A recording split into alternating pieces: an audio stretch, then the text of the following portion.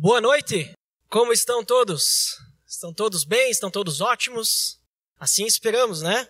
Que mesmo nos momentos difíceis, nós possamos estar bem, possamos estar alegres, possamos ter paciência, paz, amor, amabilidade, tudo, né? Vamos então dar continuidade ao estudo que temos feito sobre o Sermão do Monte, que a gente tem estudado os capítulos 5 a 7 de Mateus. Acho que todos devem lembrar bastante, porque já faz bastante tempo que estamos estudando, né? Mais de um ano. Começamos lá no início de 2019 e vou dizer para vocês, vai passar 2020 e a gente não vai acabar, né? Vai ter 2021 ainda, porque tem bastante ensinamento de Jesus nesse trecho. Temos muitas palavras de sabedoria do nosso Senhor Jesus Cristo, principalmente para que a gente possa ter uma vida agradável a Deus, uma vida que glorifica a Deus, uma vida que é segundo a sua vontade.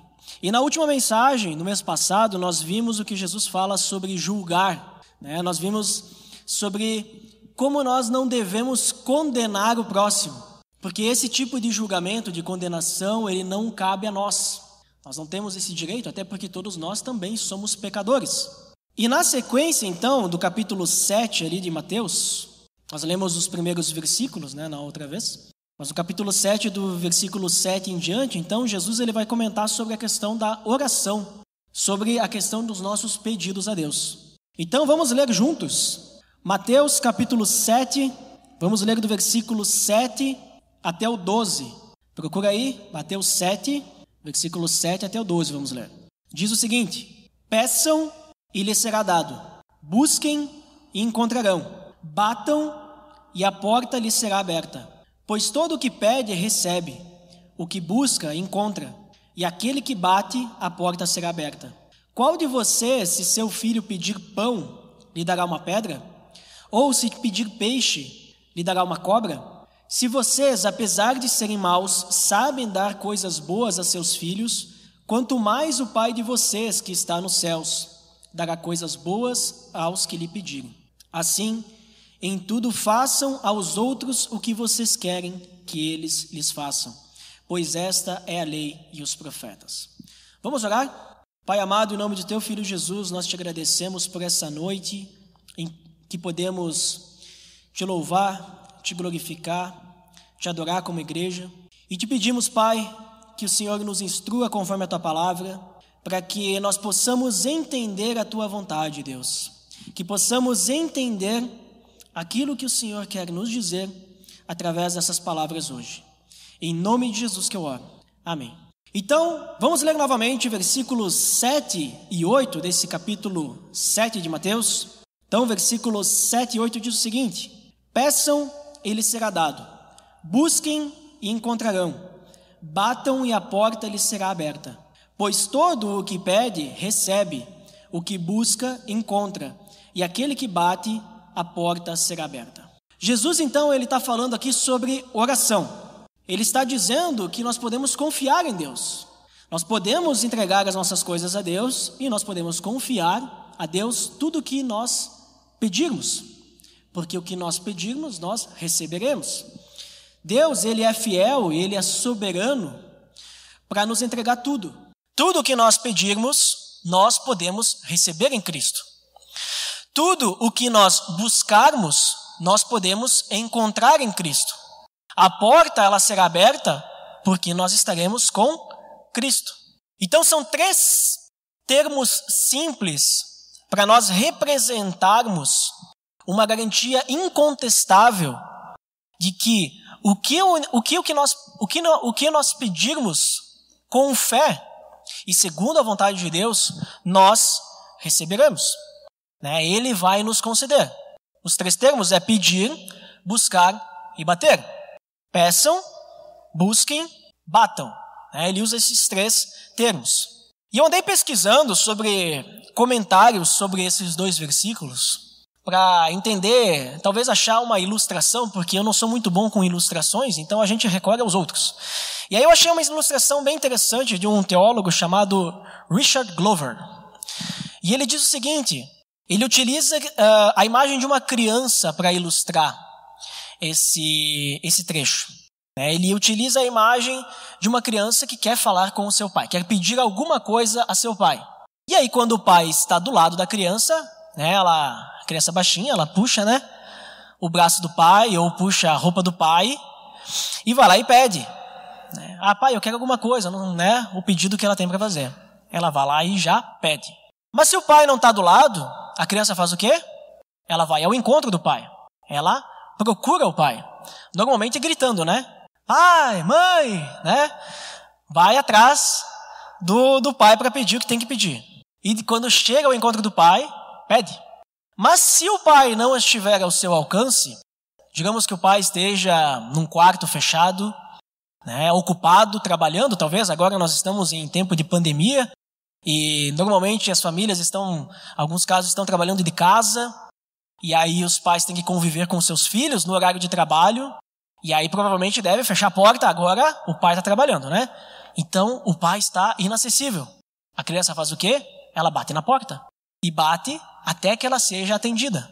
E fica insistindo, e batendo, e batendo. E quando ela é atendida, ela faz o quê? Ela pede aquilo que ela quer. Então é bem interessante essa ilustração, porque ela demonstra essa familiaridade, que demonstra essa ideia de intimidade. A criança, ela quer ter um momento de intimidade com o seu pai. Ela quer pedir algo que só o seu pai pode lhe conceder. Só o seu pai pode responder. E aí ela vai lá e busca o pai. Pede para o pai. Se ele está no quarto, vai lá e bate na porta. Porque tem que ser o pai para responder. Então, eu entendo desse trecho que Jesus está falando de uma busca por relacionamento, uma busca por intimidade com o nosso Pai. Mas o melhor disso tudo é que, se nós pedirmos, Ele vai nos responder. Se nós o procurarmos, nós vamos encontrá-lo. E se o nosso Pai não estiver ao nosso alcance, nós vamos bater na porta e Ele vai abrir a porta para nós. Só que a gente precisa insistir na resposta. A gente não pode simplesmente dar uma batidinha na porta, não tive a resposta, eu já vou embora. Nós precisamos ser que nem uma criança mesmo. Jesus diz que nós temos que chegar como crianças até Deus, com inocência, com ingenuidade, dependendo do nosso Pai. Então nós precisamos insistir nessa intimidade com Deus. E é importante a gente citar aqui, essa insistência não é que a gente tem que ficar orando sempre a mesma coisa e fazendo vãs repetições. A gente viu isso no capítulo 6, do versículo 5 em diante, que Jesus fala sobre oração também, mas ele fala sobre uma outra ideia ali, falando sobre oração, de uma outra direção, num outro propósito. Mas ele fala, então, que a gente não pode ser como os pagãos, que ficam fazendo repetições, e ele ainda cita vãs repetições, acham que se repetirem muito serão ouvidos. Não é essa a ideia. Não é uma questão de que a gente tem que ficar repetindo por repetir, e a gente vai ser ouvido. É uma busca por intimidade. É uma insistência para ser ouvido, porque a gente quer ter esse relacionamento com o Pai. Queremos ter intimidade. Outro ponto é que algumas pessoas podem pensar, então se eu insistir muito, se eu receber uma resposta negativa, se eu insistir muito, Deus vai mudar de ideia. Mas Deus não muda de ideia. Deus, Ele é imutável. Então nós não podemos mudar a vontade de Deus. Mas nós podemos, através dessa insistência, busca pela intimidade, entender a resposta de Deus. Podemos, ao insistirmos, ao persistirmos, entender o que Deus está querendo nos dizer, está querendo nos responder. Nesse ponto também eu lembro o início do Sermão do Monte. Lembra que a gente viu lá no início, no capítulo 5, versículo 13, 14, 15, até o 16, fala sobre o sal da terra e luz do mundo. Diz que a gente tem que ser sal da terra e sermos luz do mundo. Para que a gente possa conseguir ser sal da terra e luz do mundo, nós precisamos orar, porque nós somos pecadores. Nós não vamos conseguir ser sal da terra e luz do mundo sozinhos. Precisamos do Pai, precisamos orar. E é importante também a gente citar que toda a oração é produtiva. Porque a gente pode pensar assim, mas eu orei para Deus sobre alguma situação e eu não obtive resposta. né? E aí a gente pensa, essa oração não valeu de nada. Não, toda oração é produtiva, porque toda oração nós estamos aumentando o nosso relacionamento com Deus. Estamos tendo intimidade. A gente pode pensar também, fui lá falar com Deus e Deus me disse que eu não posso fazer tal coisa, né? Ele me deu a resposta que não é aquilo que Ele tem preparado para mim. Perdi meu tempo orando, né? Porque não consegui aquilo que eu queria. Não é assim que a gente vai orar e conversar com Deus. E nesse ponto também é positivo, porque toda oração é produtiva. Eu entendi agora que isso Deus não tem para mim nesse momento, né? Deus não quer isso para mim agora. Porque quando a gente abre a porta, a gente bate e a porta é aberta, nós estamos tendo maior intimidade com o nosso Pai. Eu tenho um exemplo bíblico sobre essa questão de insistir e persistir na oração. Tem um personagem da Bíblia que escreveu várias cartas, né? Grande parte do Novo Testamento, esse homem, ele aparece escrevendo, né? Que é Paulo. E Paulo, ele orou 3 vezes para que o seu espinho na carne fosse retirado. Vocês conhecem esse trecho? Ele orou 3 vezes e a resposta à sua oração foi a concessão de graça para suportar essa provação. Vamos abrir em 2 Coríntios para ver esse trecho. Abre aí, 2 Coríntios capítulo 12, 7 ao 9. Segunda carta aos Coríntios, capítulo 12, vamos ler do versículo 7 até o versículo 9. O versículo 7 diz assim: para impedir que eu me exaltasse por causa da grandeza dessas revelações, foi-me dado um espinho na carne, um mensageiro de Satanás, para me atormentar. 3 vezes roguei ao Senhor que o tirasse de mim, mas ele me disse: minha graça é suficiente para você, pois o meu poder se aperfeiçoa na fraqueza. Portanto, eu me gloriarei ainda mais alegremente em minhas fraquezas, para que o poder de Cristo repouse em mim. Ou seja, Paulo recebeu um espinho na carne, que a gente não sabe direito o que é, não tem tanta certeza, e também não convém a gente ficar discutindo isso, não é o centro aqui, né, da questão. Mas ele recebeu esse espinho na carne para não se exaltar, né, ele diz no versículo 7, para impedir que eu me exaltasse por causa da grandeza dessas revelações, foi-me dado um espinho na carne. Para que ele não se exaltasse, para que ele não se achasse que ele era grande coisa, porque ele foi revelado algo imenso, que era o Evangelho, né, a palavra de Deus, né, porque foi revelado a ele, e ele estava levando o Evangelho às pessoas, para que ele não se exaltasse. E olha só que interessante, um parênteses aqui, né? O espinho na carne de Paulo foi para que ele não se exaltasse por estar levando o Evangelho. Será que Deus nos daria um espinho na carne hoje por nós sermos alguém que se orgulha tanto do Evangelho, nós queremos levar esse Evangelho adiante e nós, Deus vai querer dar uma segurada, calma aí, o Evangelho é Cristo e, segura aí. Ou será que a gente daqui a pouco vai receber um espinho na carne porque a gente quer se exaltar por outras coisas, por posses, por aquilo que a gente faz, por nossa profissão, nosso trabalho, por aquilo que a gente quer ser e tudo mais. Paulo, ele recebeu esse espinho na carne não porque ele queria se exaltar, porque ele era um fazedor de tendas. Não é porque ele queria dizer para todo mundo, veja como eu sou um grande fazedor de tendas. Olha só como as minhas tendas, elas são as melhores.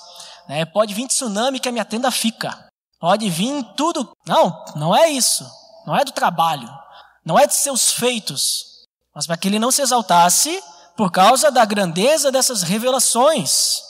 Veja só que interessante, uma coisa para a gente pensar. Como é que está a nossa vivência do Evangelho. Mas voltando então à questão da oração, né? E aí então Paulo, ele ora uma vez, não tem uma resposta satisfatória. Ora a segunda vez também não. Na terceira vez que ora, Deus dá uma resposta para ele. E a resposta não é positiva para o lado de Paulo, não. Paulo pediu, tira o espinho. Aí Deus diz, minha graça te basta. Em outras palavras, Deus está dizendo assim, é para o teu bem que eu estou fazendo isso. É para o teu bem que eu estou permitindo que isso aconteça contigo. Eu conheço o teu coração e convém que assim seja nesse momento. Paulo, a gente conhecer bem o histórico dele, a gente lembra que ele era um homem muito religioso, antes de conhecer a Cristo. Ele era fervoroso e chegou até a perseguir os cristãos por causa de sua fé. Então, daqui a pouco, Deus conhecia o coração de Paulo e diz, olha, tá chegando aqui um momento que daqui a pouco tu vai começar a achar que são teus feitos, mas não são teus feitos não, são os feitos de Jesus Cristo. Não se exalte. Então, convém que assim seja, é pro teu bem. É porque eu te amo que eu estou deixando que isso aconteça contigo. Porque se eu não deixar que isso aconteça contigo, o caminho que tu vai seguir pode ser pior. Então Deus, ele nos escuta, mas nem sempre a resposta que a gente vai ouvir de Deus é a resposta que a gente quer.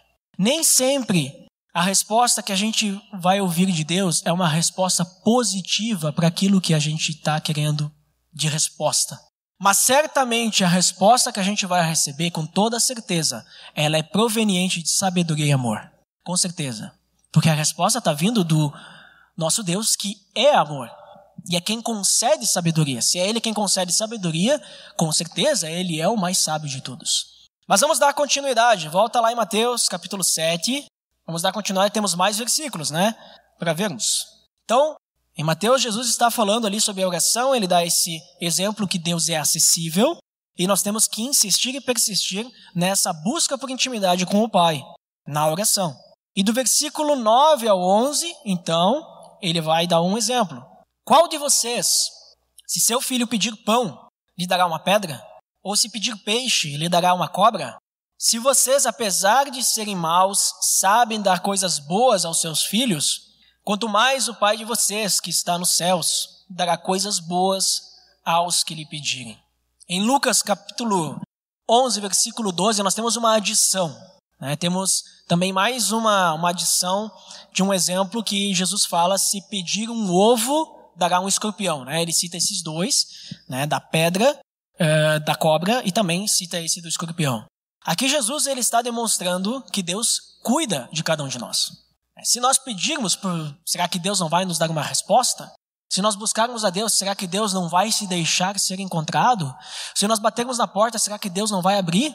Vai, porque até mesmo nós, ele diz, qual de vocês, se seu filho pedir pão, vocês vão dar uma pedra?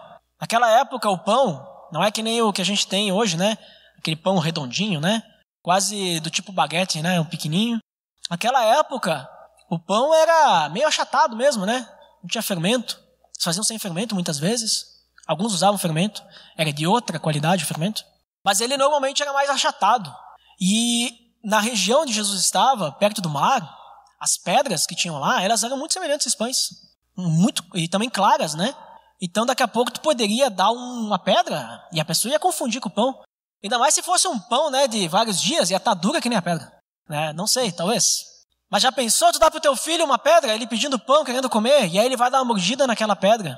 E a criança é inocente, é ingênua, ela não sabe diferenciar, porque ela confia no seu pai, e ela vai morder uma pedra, e não vai conseguir comer, Não vai dar certo. Ou, no caso ele diz do peixe e de uma cobra, vai dar um ser que pode fazer mal à criança, No exemplo do ovo também, e do escorpião. A questão é que nós, que somos pecadores, Jesus ele está usando, partindo desse princípio que nós somos maus, nós somos pecadores. Nós que somos maus e pecadores, nós sabemos cuidar dos nossos filhos, que dirá o nosso Pai.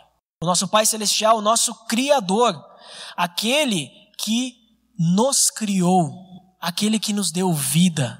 Se nós sabemos cuidar dos nossos filhos e nós atendemos os seus pedidos, quando a gente vê uma criança, o nosso filho está chorando, a gente já vai correndo, não, está com fome, está chorando de fome, tenho que dar de comer e tal, não posso deixar passar fome, as criancinhas pequenininhas, de colo e tal, quando a gente olha assim, está tudo assim, tem que crescer, está em fase de crescimento, tem que dar comida, bastante comida, depois ela emagrece.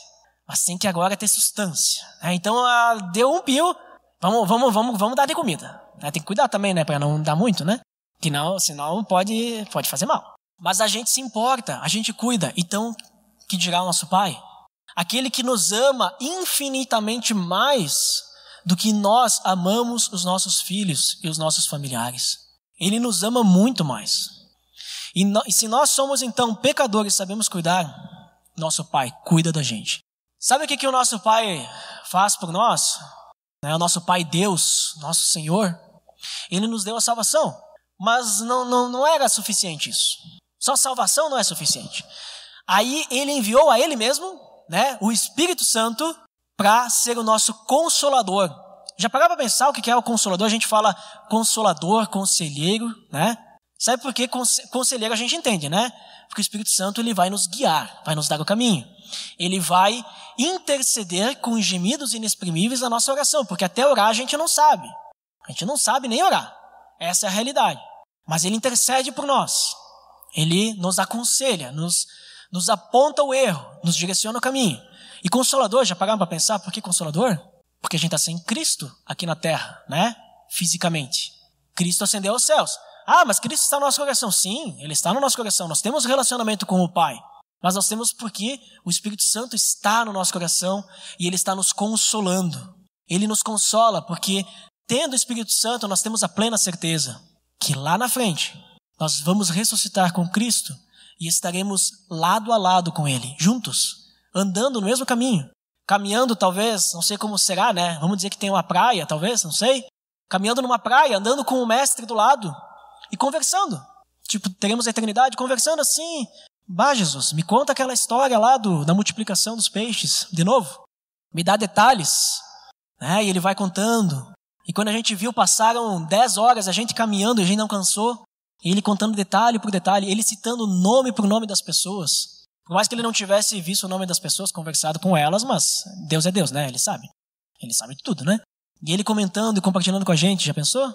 Ele é nosso consolador também. Então ele nos mandou o Espírito Santo para nos dar direção no caminho, para ele nos ajudar a ficarmos firmes, nos mantermos fiéis aqui. E mais ainda que isso, se não tivesse bom bastante, ele ainda provê a nós quanto ao que comer e beber e vestir. A gente viu, acho que 2 meses atrás, 3 meses atrás, não me recordo, mas a gente viu no finalzinho do capítulo 6, Jesus falando sobre isso, né? Não se preocupem quanto ao que comer, beber e vestir. E a gente não precisa se preocupar mesmo, porque ele está cuidando da gente. E aí então a gente chega ao versículo 12. Abre o versículo 12 ali, Mateus 7. Assim, em tudo, façam aos outros o que vocês querem que eles façam, pois esta é a lei e os profetas. Essa aqui é a chamada regra de ouro. E essa regra aqui é de ouro mesmo, né? Porque nós temos que amar o próximo como a si mesmos. E não é um amor qualquer. É o amor de Deus. Esse amor que Deus tem por cada um de nós. Esse amor que trata, que atende o pedido do seu filho. O amor que Deus tem por nós, que Ele se deixa encontrar, que Ele atende os nossos pedidos. Esse amor nós temos que ter com os outros também. E é muito diferente. Algumas pessoas gostam de tirar a Bíblia do contexto, né? E gostam de dizer assim, que a Bíblia ela é uma junção, né? um compilado, né? De diversas outras religiões e filósofos, que a Bíblia não é a realidade, né? Falam que não, porque outro povo lá também acreditava na mesma coisa, eles chamavam de outra coisa, isso e aquilo. E aí as pessoas gostam de falar sobre isso, né? Dizendo que a Bíblia, então, não é a palavra de Deus. A gente sabe que isso é uma heresia, é uma mentira. Mas alguns dizem que até mesmo esse ponto não, porque isso já existia. Né? Os filósofos já diziam, já tinham essa regra de ouro. Antes de Jesus falar, Jesus copiou. Só que tem um pequeno detalhe, uma pequena diferença que muda tudo e muda tudo completamente. Faz toda a diferença. E é assim, é que nem mudar da água para o vinho. O que eles falavam na época, inclusive é uma frase de um mestre da lei. Eles diziam, né, eles que compilaram, vamos dizer assim, a lei, o Antigo Testamento, e diziam, bom, a lei é o seguinte, não faça para os outros aquilo que você não gostaria que fizesse para você. Né? E pelo mundo afora, né, tem muito disso. Não faça para os outros o que tu não quer que faça para ti. E é muito bonito, né? Pô, mas qual que é a diferença, né? Não, mas é isso aí mesmo, eu não vou fazer para os outros o que eu não quero que faça para mim, e a gente vai viver em paz, em harmonia e tudo certo. A diferença é que é muito fácil a gente não fazer para os outros o que a gente não quer que faça para nós. É muito fácil a gente não fazer nada. É só eu não fazer. Se eu não gostaria que alguém me ofendesse, é só eu não ofender. Se eu não gostaria que alguém me roubasse, é só eu não roubar. Se eu não gostaria que alguém maltratasse alguém da minha família, é só eu não maltratar alguém da família da pessoa. Se eu não gostaria que alguém, me fechasse no trânsito, é só eu não fechar no trânsito. É fácil. Agora, difícil é fazer o que Jesus pede. Difícil é tomar a iniciativa para fazer algo de bom. Porque ele não diz, não façam aos outros o que vocês não querem que façam a vocês. Ele diz, façam aos outros o que vocês querem que eles lhes façam. Ele não diz não façam, ele diz façam. Vocês precisam tomar a iniciativa. Vocês precisam fazer sem esperar que o outro faça. Sem esperar nada em troca. Você tem que dar um elogio sem esperar que alguém lhe dê um elogio. Você tem que fazer uma boa ação sem esperar ser percebido por essa boa ação, sem esperar ser ovacionado, sem esperar aplausos, sem esperar nada. Você simplesmente vai fazer para os outros o que vocês gostariam que fizesse para ti. Mesmo que ninguém faça nada para ti. Mesmo que você seja aquela pessoa que faz tudo pelos outros e ninguém faz nada por ti. As pessoas nem sabem que tu existe. Aí fica difícil, né? Porque chega uma hora que a gente vai fazer tanto. Mas eu não sou reconhecido, né? E ainda vem a reclamação. As pessoas, eu faço tanto, e aí eu vou lá, faço uma coisa boa e faço outra boa. Aí no primeiro errinho que eu faço, reclamam de mim. Eu não vou fazer mais nada. É isso que Jesus está falando, será? Eu acho que não. Eu acho que ele está dizendo, continue fazendo. Mesmo que ninguém perceba. Mesmo que ninguém dê a mínima. Porque é para você fazer para os outros o que você gostaria que fizesse para você. Mesmo que ninguém faça nada para você. E ele diz, então, essa sim é a lei e os profetas. Isso Jesus, ele vem falando desde o capítulo 7, no versículo 17, ele diz, não pensem que vim abolir a lei e os profetas, eu não vim abolir, mas eu vim cumprir. E ele vai então fazendo um paralelo de toda a lei. Bom, não toda a lei, né? Porque não foi escrito tudo. Mas talvez ele deve ter falado muito mais, né? Porque Jesus, os sermões deles, eles não eram de 40 minutos e as pessoas estavam dormindo, eram de dias. Né? Tanto que na primeira ou segunda multiplicação dos peixes, eu não me recordo direito, diz que Jesus já estava há dias lá. E as pessoas, elas já estavam com fome. E não podiam mandar as pessoas embora, porque se fossem embora, elas iam morrer no caminho. E por isso que então eles dão alimento para as pessoas. Não foi para mostrar como Jesus era um cara bacana, um cara legal. Olha só, ele divide com todo mundo. Né? Olha só o que ele consegue fazer. Não, é porque Jesus pensou nas pessoas. Os apóstolos falaram, se mandarmos as pessoas embora agora, elas vão desfalecer no caminho. Porque estamos já há alguns dias aqui te ouvindo. E ninguém queria ir embora, né? Estamos há alguns dias. Jesus, os apóstolos chegaram, Jesus, encerra aí a celebração, porque assim, a galera daqui a pouco o jejum, né? Não vai dar certo. O que tinha para comer acabou, né? As pessoas ali, se mandar embora agora vai ser complicado. O que a gente vai fazer agora? Aí, Jesus. Mas Jesus, então, ele vem falando sobre isso, né? Toda a questão do que eles viam no Antigo Testamento, da lei, e diz, olha, não é assim que vocês estão pensando, é diferente, e tudo mais. Então ele resume aqui, façam aos outros o que vocês querem que eles lhes façam, porque essa é a lei e os profetas. Esse versículo 12, nós podemos relacionar ele com o começo do capítulo 7, né, que a gente falou sobre julgamento.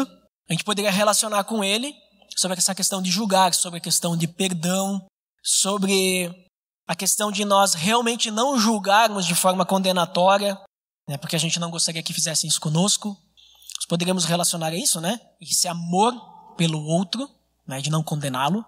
Mas também a gente pode relacionar com o versículo 7 em diante, que é o que a gente está vendo agora, sobre essa relação do pai amoroso, né? O pai que atende o pedido do seu filho, o pai que cuida do seu filho, o pai que ele não ignora o seu filho e também não tenta fazer algo de mal para o seu filho. Indiferente de qual trecho a gente relaciona esse 12, se ele resume um ponto, outro ponto ou os dois pontos, a questão é que todos esses pontos, eles têm relação com o amor do pai que flui através de nós. Todos esses pontos. Tanto o fato de a gente não julgar é porque a gente tem que, em vez de julgar, amar. Tanto o fato de que a gente tem que cuidar uns dos outros, né? Nós temos que também até a questão da oração, pedir a Deus por amor e tudo mais, também tem a ver com esse amor do Pai por nós, e que flui através de nós. Então, resumidamente, nós devemos ser aquilo lá no início, no capítulo 5. Temos que ser luz nesse mundo. Nós temos que ser a luz desse mundo, com uma luz que brilha através de nós, que vem do nosso Senhor Jesus Cristo. Não uma luz nossa, mas a luz de Cristo que vai brilhando nos nossos corações. Então, para concluirmos, Deus, Ele sempre responde às nossas orações. Deus, Ele sempre responde. Nós temos que insistir, mas Ele sempre responde. Só que Ele vai fazer da sua maneira. A resposta vai ser da vontade de Deus. E a maneira de Deus, a resposta de Deus, ela é perfeita em sabedoria e amor. Sempre. Então a gente pode confiar que a resposta que a gente recebeu de Deus, mesmo que não é aquilo que a gente quer ouvir, sempre é o melhor para nós. Porque vem de Deus. Certo?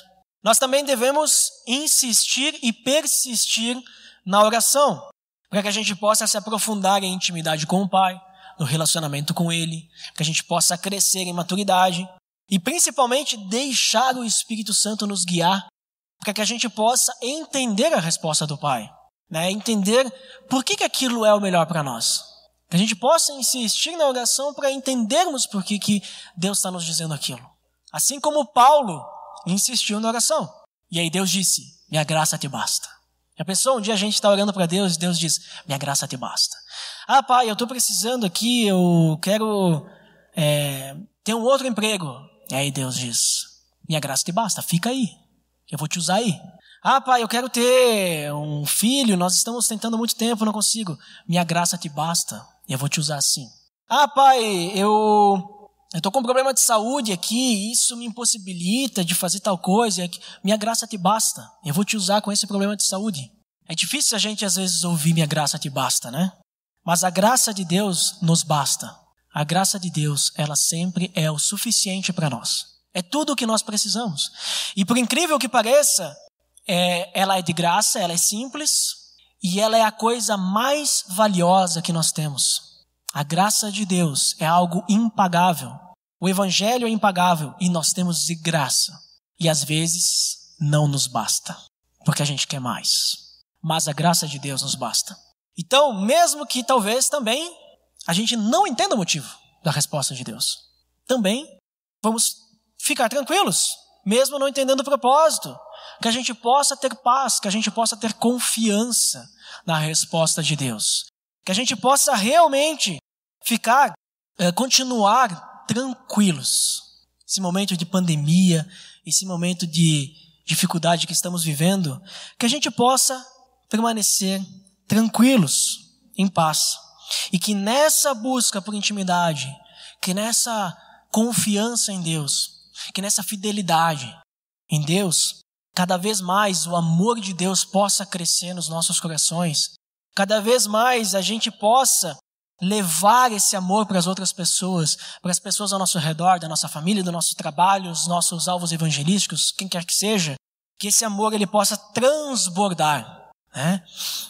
Eu escutei essa semana passada uma ideia sobre por que a gente tem que ter uma graça transbordante, uma graça que transborda.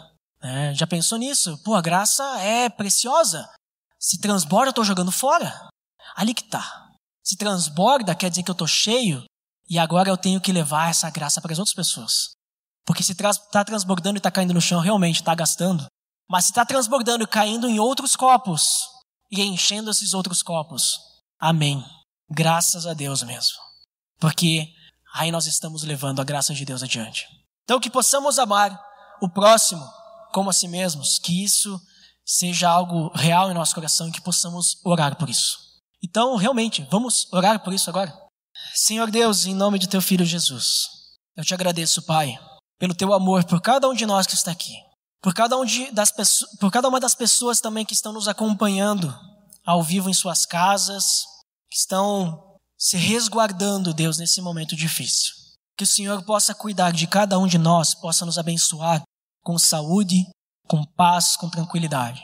Eu não sei, Deus, os problemas que cada uma das pessoas que está aqui está vivendo, Pai. Mas Tu sabes. E Tu sabes também o motivo de cada um desses problemas. Tu sabes o motivo de por que cada um de nós estamos passando o que estamos passando. Pai, eu Te peço que o Senhor nos dê uma resposta para cada um de nós. E nós confiamos, Deus, que essa resposta, seja ela qual for, é a resposta que tu tens para nós, Pai. É o melhor que tu tens preparado para nós. E nos guie, Deus, diante disso, para que a gente possa crescer em maturidade, mas principalmente em amor também, para que nós possamos levar esse teu amor adiante. Que nós não fiquemos paralisados nesse momento, não fiquemos tão preocupados a ponto de estarmos paralisados e o teu evangelho ficar paralisado também, mas que a gente realmente continue levando tua palavra às pessoas com as quais nós nos relacionamos. Em nome de Jesus que eu oro, Pai. Amém.